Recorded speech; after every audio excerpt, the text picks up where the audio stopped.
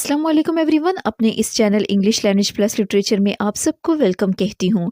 आज की वीडियो के अंदर हम लिंग्विस्टिक्स से रिलेटेड एक इम्पोर्टेंट टॉपिक डिस्कस करने जा रहे हैं जिसका नाम है व्हाट इज डिस्कोर्स। तो सबसे पहले हम डिस्कोर्स के बारे में स्टडी करेंगे कि डिस्कोर्स होता क्या है। इसके अलावा हम इसकी काइंड्स को डिस्कस करेंगे, ये कितनी किस्म का होता है और किस किस तरह से हम प्रैक्टिकल लाइफ के अंदर इसे यूज में लाते हैं। तो चलिए बिना किसी देरी के अपनी वीडियो स्टार्ट करते हैं।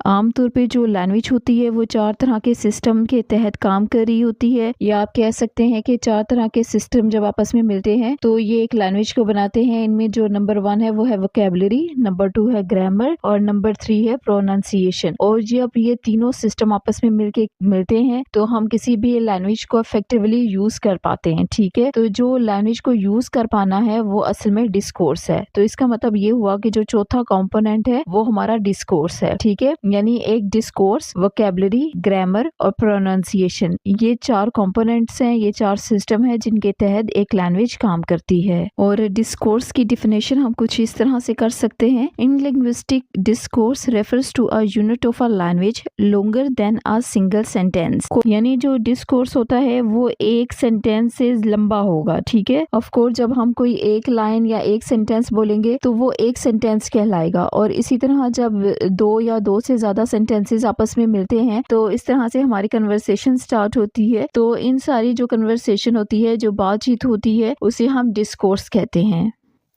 तो डिस्कोर्स का मतलब ये हुआ कि हम रियल लाइफ के अंदर देखते हैं कि हम लैंग्वेज को किस तरह से बोल पाते हैं, किस तरह से एक लैंग्वेज को कंस्ट्रक्ट कर पाते हैं, चाहे वो स्टोरी टेलिंग के अंदर हो, चाहे वो स्पोकन हो या रिटन कम्युनिकेशन स्किल हो।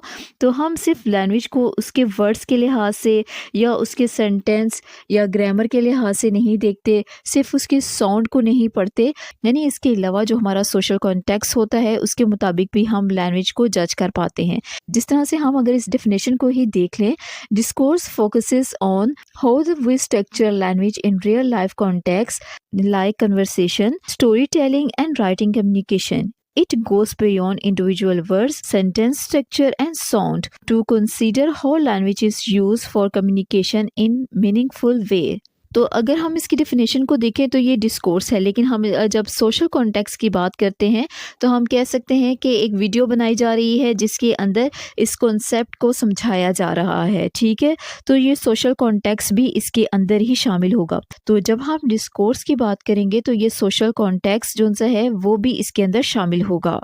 डिस्कोर्स लैटिन के 2 वर्ड से मिलके बना है। इसमें जो फर्स्ट वर्ड है इसका मतलब है डिस, जिसका मतलब है अवे, जबकि कोर्स जो सा है वो करर वर्ड से निकला है जिसका मतलब है टू रन। और हम इसे यूं कह सकते हैं टू रन अवे। यानी जो हमारी कन्वर्सेशन है, जो हमारी बातचीत है, वो एक फ्लो में चल पड़ती है, वो एक जो सीक्वेंस में चल पड़ती है, एक ना खत्म होने वाला एक सिलसिला बातचीत का शुरू होता है, तो हम उसे डिस्कोर्स कहते हैं। तो डिस्कोर्स से मुराद ये है कि हमारी जो बातचीत है जो कि जिस तरह से आगे बढ़ती रहती है, चाहे हम किसी पास्ट इवेंट के बारे में बात कर रहे हो या प्रेजेंट हालत की बात कर रहे हो या फिर अपने फ्यूचर को लेके कोई बात कर रहे हो, किसी बुक के बारे में कुछ डिस्कस कर रहे हो, अपने ख्यालात के बारे में कुछ बातचीत कर रहे हो, इवन कि जो भी हमारे माइंड के अंदर है, हमारी जो थिंकिंग है उसको हम डिस्क्राइब कर रहे हो। यानी जो भी चीज जो कि हम डिस्कस कर रहे हैं, जो बातचीत कर रहे हैं, उसे आगे बढ़ा पाना और जिस तरह से वो जो बातचीत है वो आगे बढ़ती है, उसे हम डिस्कोर्स कहते हैं। तो हमारी जो डिस्कोर्स है, जो हमारी बातचीत है, वो रिटन फॉर्म में भी हो सकती है या फेस टू फेस भी हो सकती है। फॉर एग्जाम्पल क्लास में कोई टीचर, कोई प्रोफेसर अगर बच्चों को पढ़ा रहा है तो इसका मतलब है कि वो उनकी फेस टू फेस कम्युनिकेशन है, डिस्कोर्स। इसी तरह अगर कोई बच्चा है वो किसी सब्जेक्ट के बारे में पढ़ रहा है, ठीक है, तो वो जो पढ़ रहा होगा, जो इन्फॉर्मेशन वो पढ़ रहा है, तो वो सारी भी डिस्कोर्स के अंदर ही आएगी, लेकिन क्या होगा कि वो रिटन फॉर्म में होंगी। इसी तरह जो अगर कोई पॉलिटिकल लीडर है, किसी करंट इशू के बारे में बात कर रहा है, इवन के यहाँ पे अगर मैं बातचीत कर रही हूँ तो मीन्स के ये भी मेरी एक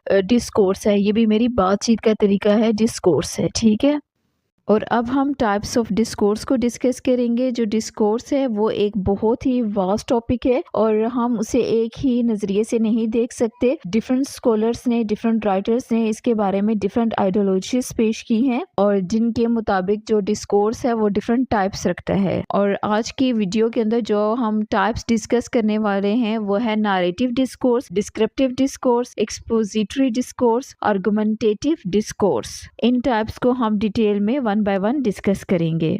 तो इनमें जो सबसे पहले आता है वो है narrative discourse. Narrative discourse tales a story describing event in a sequence. और आमतौर पे जो सा है तो नारेशन से मुराद ये है कि किसी चीज को डिस्क्राइब करना, किसी इवेंट को सीक्वेंस वाइज डिस्क्राइब करना जिस तरह से वो वाकया हुई है। आमतौर पे हम ऐसी नारेशन को नॉवेल्स के अंदर, स्टोरीज के अंदर, लिटरेरी पीसीस के अंदर देखते हैं। और सम टाइम ऐसा होता है कि कोई इंसान अपनी पर्सनल लाइफ का भी एक्सपीरियंस बता रहा होता है, अपने साथ हुए किसी वाकये के बारे में डिस्क्राइब कर रहा होता है। हो सकता है कि वो कहीं जाए तो वो उसके साथ जो भी वाकया पेश आया है या जिस तरह से कोई इवेंट उसके साथ हुआ है तो वो किसी थर्ड पर्सन को जब बताएगा तो वो नारेट करेगा, उसे बयान करेगा। इसी तरह हमने अक्सर जो से है लिटरेचर के अंदर, नॉवल और शॉर्ट स्टोरीज वगैरह के अंदर देखा होगा कि उसमें एक वाकया जो से है वो सीक्वेंस वाइज डिस्क्राइब किया जाता है, ठीक। और इस नारेशन डिस्कोर्स के दौरान इतनी छोटी छोटी सी इंफॉर्मेशन डाल दी जाती है कि पढ़ने वाले को फील होने लगता है कि वो इस स्टोरी का हिस्सा है, इस इवेंट का हिस्सा है, या फिर वो इवेंट उसके सामने पेश हो रहा है। सम टाइम किसी स्टोरी को डिस्क्राइब करते हुए या इवेंट को डिस्क्राइब करते हुए इतने छोटे छोटे वाक्य को इतनी डिटेल में डिस्क्राइब किया जाता है, इतनी खूबसूरती में बयान किया जाता है कि जो सुनने वाला है उसके जो इमोशंस होते हैं उसके साथ अटैच हो जाते हैं और हमें यूं फील होने लगता है कि जैसे कि वो वाकया हमारे साथ हो रहा है या हमारे सामने वो हो रहा है। और सम टाइम जो राइटर इतनी खूबसूरती के साथ इस नारेशन को बयान करते हैं कि हमें वो अच्छा लगने लगता है, हमें उसमें इंटरेस्ट पैदा होने लगता है। जिस तरह से हमने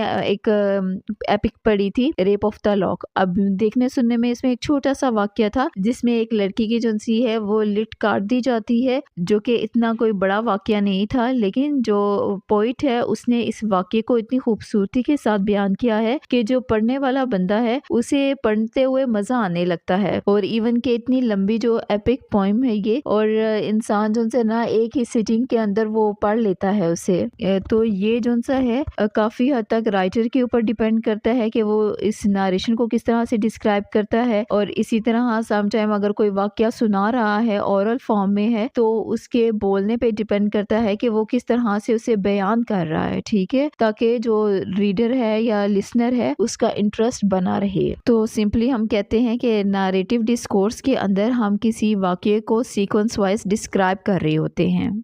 नेक्स्ट अगर हम बात करें तो वह है डिस्क्रिप्टिव डिस्कोर्स। तो डिस्क्रिप्टिव डिस्कोर्स के अंदर हम किसी सीन को, किसी पर्सन को, किसी ऑब्जेक्ट को इस तरह से डिस्क्राइब करते हैं, यानी उसको नारेट करने के साथ साथ उसको इस तरह से डिस्क्राइब किया जाता है, उसके बारे में इतनी छोटी छोटी सी डिटेल दी जाती है कि उसकी एक विविड पिक्चर जो सी है वो रीडर के माइंड में या जो लिसनर है उसके माइंड में बनने लगती है। फॉर एग्जाम्पल जिस तरह से हम बचपन में माई स्कूल ऐसे लिखते थे, ठीक है, तो उस ऐसे को लिखते हुए हम जो छोटी छोटी चीजें होती थी उनको इस तरह से डिस्क्राइब करते थे कि हमारे माइंड में उस स्कूल का एक पूरा इमेज बनने लगता था। लेट्स सपोज हम सबसे पहले उसकी बिल्डिंग के बारे में बात करते थे कि ये कहाँ वाकया है, फिर इसके बाद हम उसके बारे में बताते थे कि इसमें 15 क्लासरूम है जो कि बहुत ज्यादा हवादार है, इसमें पंखे लगे हुए हैं, इसमें रोशनदान है, फिर इसके बाद एक बड़ा सा बाग है जिसके अंदर, और इसके अलावा जो उनसे डिफरेंट किस्म के जो पौधे हैं, फूल हैं, वो गार्डन में लगे हुए हैं। हमारी जो टीचर्स हैं वो जो सी हैं वो बहुत ज्यादा मेहनती हैं। तो इस तरह से जो डिस्क्रिप्टिव राइटिंग के जरिए से एक पिक्चर हमारे माइंड में बनने लगती है। इसके अलावा description helps the audience to visualise the items और subject by relying on the 5 senses. Its purpose is to depict and explain the topic by the way things looks, sound, taste, feel and smell. और इसी तरह suppose हम किसी restaurant की बात करते हैं, अगर बताया जाता है कि जो मैंने रेस्टोरेंट में एक टेबल रिजर्व किया और फिर इसके बाद मैंने वहाँ पे बारबेक्यू का या बिरयानी का ऑर्डर दिया, और इसके बाद जो है मैंने सैलेड भी ऑर्डर किया, और फिर जो है खाने का टेस्ट ऐसा था, तो क्या होगा कि जो सुनने वाला है या पढ़ने वाला है वो इन सारी जो डिटेल डिस्क्रिप्शन है उन सारी डिस्क्रिप्शन को देखने और सुनने के बाद उसको ये सारी चीजें टेस्ट होने लगेंगी, ठीक है, अपने माइंड के अंदर। इवन के उसके मुंह में जो है वो पानी आने लगेगा, आल दो के उसके सामने ये चीजें बेशक फिजिकली हालत में मौजूद ना हो। डिस्क्रिप्शन के ज़रिए से हमने उसके माइंड में वो क्लियर पिक्चर पैदा कर दी, ठीक है, जो एक रेस्टोरेंट में हो सकती है। Descriptive helps reader to visualize character, settings and action of characters. और इसी तरह हम अक्सर देखते हैं कि लिटरेरी पीस के अंदर राइटर्स डिस्क्रिप्टिव राइटिंग को बहुत ज़्यादा यूज़ करते हैं। इवन के उर्दू राइटिंग के अंदर, उर्दू पोइट्री के अंदर देखें तो अक्सर जो उनसे है वो महबूब की एक तस्वीर बना दी जाती है, जिसमें बताया जाता है कि जो उनसे है उसके होंठ जो उनसे है गुलाब की पंखड़ियों की तरह है, इसी तरह जो उनसे है और उसकी जो गर्दन है वो पतली सुराही की तरह है, उसकी चाल जो उनसे हिरन की तरह है। और ये सारे जो उनसे है डिस्क्रिप्टिव मेथड को यूज़ करके हम उस कैरेक्टर को, उसकी खूबसूरती को जो उनसे ना वाज़िया तौर पे बयान करना चाहते हैं। तो राइटर क्या होता है कि वो इस सारी डिस्क्रिप्टिव राइटिंग के ज़रिए से अपनी महबूबा को या जो कैरेक्टर होता है जिसे वो पोर्ट्रे कर रहा होता है उसको इतने वाज़िया तौर पे बना देता है कि जो रीडर पढ़ रहा होता है उसके माइंड में उसकी एक वाज़िया पिक्चर बनने लगती है। तो डिस्क्रिप्टिव राइटिंग को हम अक्सर जो उनसे हैं वो एडवर्टाइजमेंट के अंदर देखते हैं, एस्से राइटिंग के अंदर, नॉवल के अंदर, स्टोरीज वगैरह के अंदर डिस्क्रिप्टिव राइटिंग को हम देख सकते हैं। तो नेक्स्ट अगर हम बात करें तो वह है expository discourse. Expository discourse is also a type of discourse. This type of discourse convey the information about the characters background, story including setting, past event and other relative historical factors और ideas। तो expository discourse के अंदर हम ये देखते हैं कि अगर कोई स्टोरी है या इवेंट है उसकी बैकग्राउंड हिस्ट्री क्या है, उसके पास इवेंट के बारे में पहले से बताया जाता है, ठीक है। यानी जो मेन स्टोरी है उसे स्टार्ट करने से पहले इसके जो उनसे है पास्ट इवेंट है जो कि इवेंट गुजर चुके होते हैं उनके बारे में पहले से नाउ हाउ कर दी जाती है, उस इलाके के बारे में, उसकी सेटिंग के बारे में, कैरेक्टर्स के बारे में इंफॉर्मेशन प्रोवाइड कर दी जाती है। जिस तरह से हम ओडिपस रेक्स प्ले के अंदर देखते हैं कि ड्रामा स्टार्ट होने से पहले जो उनसे है वो ओडिपस के बारे में बताया गया था कि वो किस तरह से इस शहर का बादशाह बना और फिर ये कि उस शहर में क्यों इस कदर जो उनसे है कहत साली थी तो और उसकी वजह क्या थी उसके बारे में बताया गया।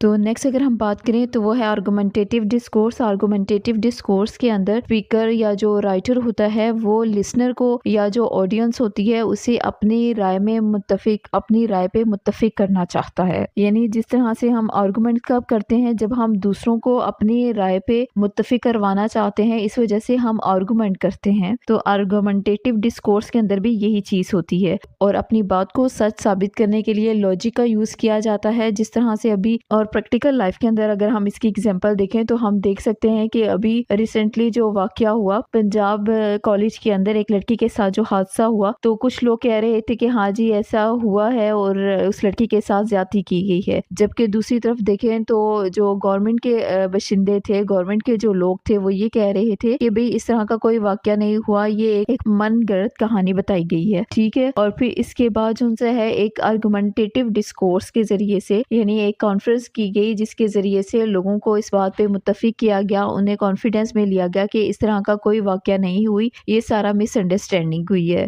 तो इस तरह से हम देख पाते हैं कि ये जो डिस्कोर्स है ना सिर्फ हमारे लिटरेरी पीस के अंदर शामिल होते हैं बल्कि हम जो उनसे हैं रोजमर्रा लाइफ के अंदर, रोजमर्रा जिंदगी के अंदर भी हमारे जो उनसे हैं ये इस्तेमाल में आते हैं। तो डिस्कोर्स उनसे हैं लिटरेरी पीस के अंदर देखें तो रिटन फॉर्म में होते हैं और जबकि प्रैक्टिकल लाइफ के अंदर देखें अपनी डे टू डे लाइफ के अंदर आर्गुमेंट करते हैं, तो इसमें भी हम डिस्कोर्स यूज करते हैं। इसी तरह अगर हम अपने पास्ट इवेंट के बारे में या हमारे साथ कोई वाकया हुआ होता है उसको बताते हैं तो हम नैरेटिव डिस्कोर्स बयान करते हैं। तो इस डिस्कोर्स को ना सिर्फ हम लिटरेरी पीस के अंदर बल्कि हम अपनी प्रैक्टिकल लाइफ के अंदर भी यूज करते हैं। लिटरेरी पीस के अंदर हम देखें तो हमारे जो स्पीच वगैरह हो गई, ऐसे हो गए, डायलॉग्स वगैरह जो हो गए, ये सारे जो उनसे हैं वो डिस्कोर्स का हिस्सा है। और ये कौन से डिस्कोर्स का हिस्सा है? आर्गुमेंटेटिव डिस्कोर्स का हिस्सा है।